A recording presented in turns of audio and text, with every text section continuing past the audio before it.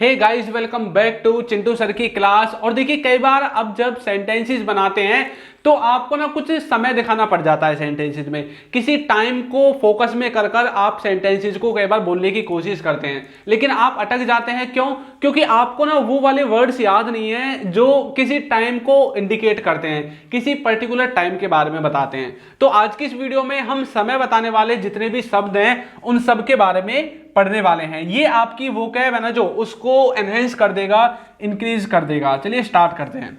तो सबसे पहला है हमारा समडे। सबसे पहला क्या है? समडे। समडे का मतलब होता है किसी दिन। जब आप किसी दिन के बारे में मतलब कोई सेंटेंस बनाते हैं, जैसे कि मैं किसी दिन आऊंगा। कई बार आप बोलते हैं ना, कभी आपसे कोई पूछता है कि भाई कब आ रहे हो, आप बोलोगे ना हाँ किसी दिन आऊंगा, है ना। तो आप कैसे बोलोगे? I will come someday. I will come someday, मैं किसी दिन आऊंगा। या फिर आप इस समडे को आगे भी लिख सकते हैं, समडे आई विल कम, किसी दिन मैं आऊंगा। ठीक है। नेक्स्ट है किसी दिन तुम्हें जाना पड़ेगा। किसी दिन तुम्हें जाना पड़ेगा, तो बोल सकते हैं you will have to go someday. वैसे तो ये जो सेंटेंस है ये फ्यूचर का है, और फ्यूचर में इसमें कोई काम करना पड़ेगा। कौन सी हेल्पिंग वर्ब लगेगी? Will have to. कौन सी लगेगी? Will have to. तो किसी को कुछ करना पड़ेगा किसी दिन, you will have to go someday, किसी दिन तुम्हें जाना पड़ेगा। एक और देखिए, लड़ाई किसी दिन खत्म हो जाएगी। लड़ाई किसी दिन खत्म हो जाएगी। मान लीजिए आपके अड़ोसी पड़ोसियों की लड़ाई हो रही है, या फिर किसी कंट्री की दूसरे कंट्री से लड़ाई हो रही है, जैसे रूस और यूक्रेन की हो रही है ना। तो अब कई बार बोलते हैं किसी दिन तो खत्म हो ही जाएगी, तो बोल सकते हैं the war is going to end someday. लड़ाई किसी दिन खत्म हो जाएगी, किसी दिन वह आ जाएगा। He will come someday. He will come someday, किसी दिन वह आ जाएगा। किसी दिन तुम जीत जाओगे। Someday you will win. Someday you will win, किसी दिन तुम जीत जाओगे। तो इस तरह से आप समडे का इस्तेमाल कर सकते हैं किसी दिन वाले सेंटेंसेज में। किसी दिन वो मुझे बुलाएगा, he will call me someday, या फिर he will invite me someday, इस तरह से आप बोल सकते हैं। तो किसी दिन के लिए जब भी आपको किसी दिन किसी सेंटेंस में दिखे तो आपको समडे के द्वारा अपना जो सेंटेंस है उसको बना लेना है। बहुत ही आसान है। ठीक है। नेक्स्ट देखिए, यदि अभी तक आपने हमारे कोर्स को ज्वाइन नहीं किया है तो लिंक आपको नीचे डिस्क्रिप्शन में मिल जाएगा, वहां से अगर आप कर सकते हैं। कोर्स में क्या होगा, आपको लाइव वीडियोस मिलेंगी, सारे कॉन्सेप्ट क्लियर कराए जाएंगे। आप यदि कॉन्सेप्ट बिल्ड करना चाहते हैं ना तो आप इस कोर्स को जरूर ज्वाइन करें, लिंक आपको नीचे डिस्क्रिप्शन में मिलेगा। नेक्स्ट है थ्रू आउट। इसका मतलब होता है सारा समय या पूरा समय। आपने किसी चीज को कोई समय दिया, मान लीजिए कि आपने 2 बजे से 5 बजे तक अपनी पढ़ाई को समय दिया, है ना।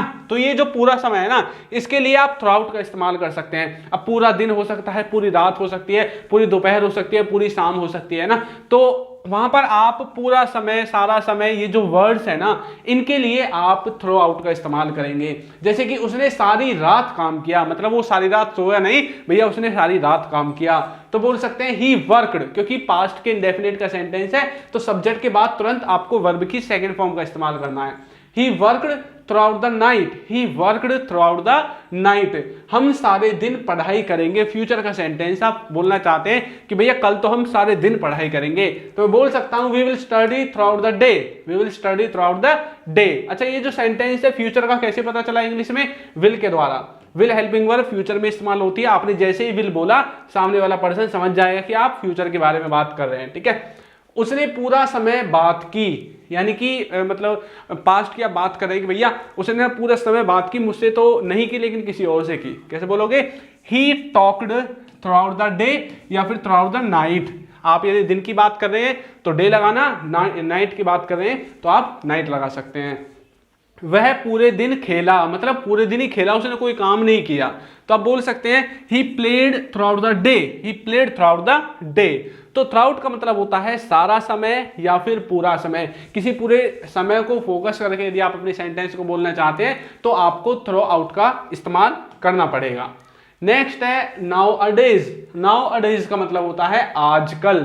नाउ अडेज का मतलब होता है आजकल। वैसे दीज डेज का मतलब भी आजकल ही होता है, या फिर आप बोल सकते हैं आजकल या फिर इन दिनों।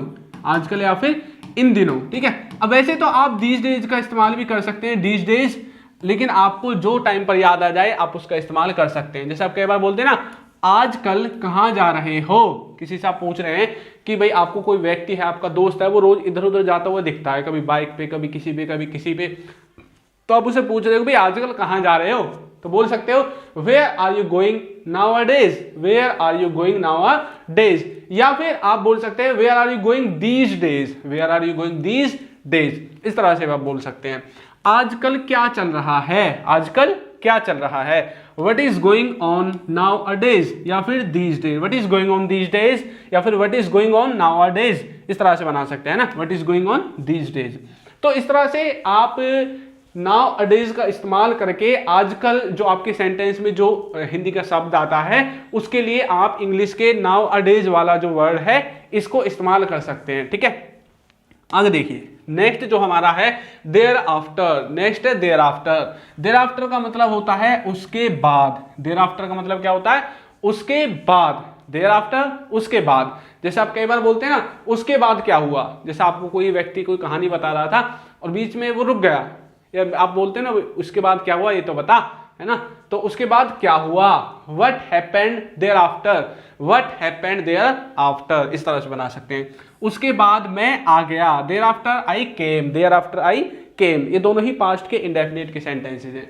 उसके बाद मैंने उसे सब कुछ बता दिया, उसके बाद मैंने उसे सब कुछ बता दिया।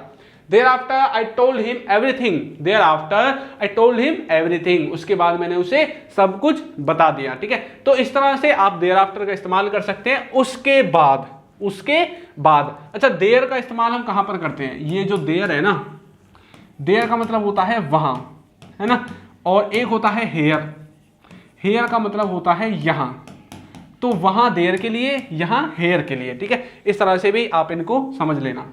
आगे देखिए, अभी हमने देखा था देयर आफ्टर, अब हम देखेंगे हेयर आफ्टर। अभी मैंने पीछे आपको हेयर का मीनिंग बताया था, हेयर का मतलब होता है यहां, देयर आफ्टर वहां, उसके बाद, हेयर आफ्टर यहां, इसके बाद, ठीक है। इस तरह से, जैसे कि इसके बाद तुम आ सकते हो, इसके बाद तुम आ सकते हो। तो मान लीजिए आपके घर में कोई शादी वगैरह है और आपका एक दोस्त है वो एक तरह से लफाड़ी टाइप का है ना, मतलब वो डायलॉग वगैरह ज्यादा मारता है, तो आपके पापा जी को वो पसंद नहीं है, तो आपने बोला जब मेरे पापा जी यहाँ से चले जाए ना तो इसके बाद तुम आ सकते हो, hereafter you can come, hereafter you can come, इसके बाद तुम आ सकते हो। इसके बाद मैं चला जाऊंगा, hereafter I will go, hereafter I will go, इसके बाद मैं चला जाऊंगा, ठीक है। इस तरह से आप बना सकते हैं। इसके बाद मैंने भेज दिया, इसके बाद मैंने भेज दिया, तो hereafter I sent him, इसके बाद मैंने उसे भेज दिया, इस तरह से आप बोल सकते हैं। या फिर आप बोल सकते हैं after that I sent him, after that का इस्तेमाल भी आप ऐसे सेंटेंसेस को बनाने के लिए कर सकते हैं। तो हेयर आफ्टर का मतलब इसके बाद, देयर आफ्टर का मतलब उसके बाद, ठीक है। आगे देखिए, नेक्स्ट है हमारा हैंसफोर्थ। हैंसफोर्थ का मतलब होता है इसके बाद से। अब मान लीजिए कि आपके दोस्त की और आपकी हो गई लड़ाई, ठीक है, और आप उसे बोल रहे हैं ना इसके बाद से ना तुम मुझे दिख मत जाना, इसके बाद से यानी कि आज के बाद से। अब आप जो भी काम बोलोगे आपको ऐसा लगता है कि इसके बाद से मैं ये नहीं करूंगा, इसके बाद से मैं उसे पूछूंगा नहीं, इसके बाद से मैं उस लड़की से बात नहीं करूंगा, इसके बाद से मैं उसे बुलाऊंगा नहीं, तो ये जो इसके बाद से है ना आपको हैंसफोर्थ का इस्तेमाल करना पड़ेगा। इसके बाद से तुम नहीं आ सकते, यानी कि भैया अब बहुत हो गया, इसके बाद तुम नहीं आ सकते, तो कैसे बोल सकोगे, तो कैसे बोलोगे, you can't come henceforth, you can't come henceforth, इसके बाद से मैं तुम्हें देख लूंगा, आज की तो कोई बात नहीं लेकिन आज के बाद से, इसके बाद से मैं तुम्हें देख लूंगा। कैसे बोलोगे, henceforth I will see you, henceforth I will see you, इसके बाद से मैं तुम्हें देख लूंगा। इसके बाद मैंने उसे पूछा नहीं, इसके बाद मैंने उसे पूछा नहीं भैया, है ना। कैसे बोलोगे, henceforth I have not asked him, आप यहां पर have का इस्तेमाल भी कर सकते हैं, did का इस्तेमाल भी कर सकते हैं, फिर आपको asked की जगह ask लगाना पड़ेगा, ठीक है। तो इस तरह से आप henceforth का इस्तेमाल कर सकते हैं इसके बाद से। नेक्स्ट वर्ड है एनी टाइम। एनी टाइम का मतलब होता है किसी भी समय, जैसे आप बोलते हैं तुम किसी भी समय आ सकते हो, किसी समय जा सकते हो, किसी समय पूछ सकते हो, किसी भी समय देख सकते हो, तो ये जो किसी भी समय है ना इसके लिए आप एनी टाइम का इस्तेमाल कर सकते हैं। तुम किसी भी समय आ सकते हो, तो आप बोल सकते हैं you can come any time, you can come any time, आप किसी भी समय आ सकते हो, you can come any time. वो किसी भी समय पहुंचने वाला होगा, आपका दोस्त है वो आपके घर आने वाला है, आपके घर वाले पूछ रहे हैं कि भैया आपका दोस्त है वो कहां पर है, आपने बोला भैया किसी भी समय आने ही वाला होगा, बस आता ही होगा। अगर आप बोलते हैं भाई किसी भी समय पहुंच जाएगा, किसी भी समय आ जाएगा, तो बोल सकते हैं he is about to come ऐसा भी बोल सकते हैं कि वो आने वाला है, या फिर आप इसमें एनी टाइम लगाकर भी आप बोल सकते हैं। अगर आप यहां तक भी बोलोगे ना तब भी ये जो सेंटेंस है सही है, ठीक है। आप किसी भी समय जा सकते हो, you can go any time, ठीक है। तो किसी भी समय के लिए आपको किसका इस्तेमाल करना है, आपको करना है एनी टाइम का इस्तेमाल। तो एनी टाइम भी आपको समझ में आ गया होगा। नेक्स्ट है दीज डेज। दीज डेज का मतलब होता है आजकल या फिर इन दिनों, जैसा कि मैंने आपको पहले बताया था। दीज डेज का मतलब होता है आजकल या फिर इन दिनों। एक और देखा था हमने नाउअडेज, उसका मतलब भी होता है आजकल, है ना। देखिए आजकल कहां जा रहे हो, आजकल कहां जा रहे हो। Where are you going these days, where are you going these days. आजकल कहां जा रहे हो भाई, कहां की सवारी है आजकल, बोलते ना कई बार। आजकल क्या कर रहे हो, what are you doing these days, what are you doing these days. आजकल क्या कर रहे हो, वो आजकल क्या करता रहता है। What does he do these days, what does he do these days, वो आजकल क्या करता रहता है। तो इस तरह से आप दीज डेज का इस्तेमाल कर सकते हैं आजकल या फिर इन दोनों वाले सेंटेंसेस को बनाने के लिए। नेक्स्ट है सम टाइम। सम टाइम का मतलब होता है कुछ समय। सम टाइम का मतलब होता है कुछ समय। जैसे आप कई बार सेंटेंसेस बोलते हो ना, तुम कुछ समय रह सकते हो, वो कुछ समय पढ़ेगा। या फिर आप किसी का नाम लेकर बोलते हो, जैसे कि राहुल कुछ समय खेलेगा, वो कुछ समय सोएगा, वो कुछ समय टीवी देखेगा, वो कुछ समय फोन चलाएगा। तो ये जो कुछ समय है ना, इसके लिए आप किसका इस्तेमाल करेंगे, इसके लिए आप इस्तेमाल करेंगे सम टाइम का। तुम कुछ समय रह सकते हो, you can stay for some time, you can stay for some time, तुम कुछ समय रह सकते हो।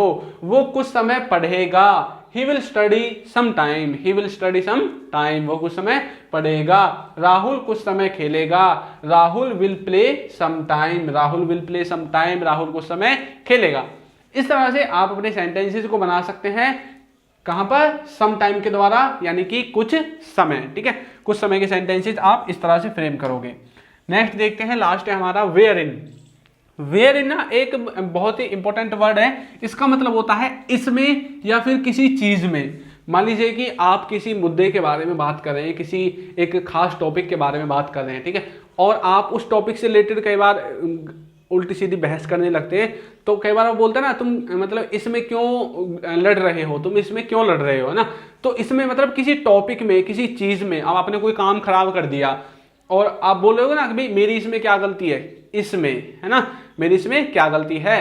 तो इसमें के लिए आप वेयर इन का इस्तेमाल कर सकते हैं। जैसे कि उसे बताएं कि वह कहाँ गलत है। मतलब किसी ने कोई मान लीजिए कोई काम गलत कर दिया और आप बोले यार तू तो बहुत गलत है, ऐसा वैसा है, और जो उसके साथ खड़ा था उसने बोले इसे बता तो सही है कहां पर गलत है, यानी कि इस वाली चीज में कहां पर गलत है। Tell him wherein he is wrong, उसे बताओ कि वह कहां पर गलत है। वेयर इन का मतलब है, अब देखिए यहां पर वैसे तो कोई वेयर इन का कोई सेंस नहीं है, इसमें नहीं है, लेकिन आपको उस मैटर में बताना है ना, किसी चीज में आपको बताना है कि वो कहां पर गलत है। Tell him wherein he is wrong, वह कहां ठीक थी, मतलब जो उसने काम किया भी बता तो सही उसे कहां पर ठीक थी वो, है ना। तो आपको अब देखिए उस सिचुएशन को, उस मैटर के बारे में आपको बताना है ना, तो आप बोलोगे wherein she was right, वह कहां पर ठीक थी। तो इस तरह से आप देखिए समय बताने वाले कुछ वर्ड्स को इस्तेमाल कर सकते हैं अपने डेली लाइफ के जो भी सेंटेंसेज हैं उनको बनाने के लिए। चलिए मैं आपकी प्रैक्टिस के लिए एक सेंटेंस देता हूं। उसने पूरी रात फोन चलाया, उसने पूरी रात फोन चलाया। इसको आपको कमेंट करके बताना है कि इसकी इंग्लिश क्या होगी, ठीक है। और हमारी जो ई बुक्स है ना वो आपको नीचे दिख रही होंगी, वहां से जाकर आप इनको परचेज कर सकते हैं। तो आपको ये वीडियो कैसी लगी है जरूर बताइएगा, और यदि अभी तक आपने हमारे चैनल को सब्सक्राइब नहीं किया है तो कर दीजिए, वीडियो को लाइक कर दीजिए और एक अच्छा सा कमेंट करना बिल्कुल ना भूलें। Thank you.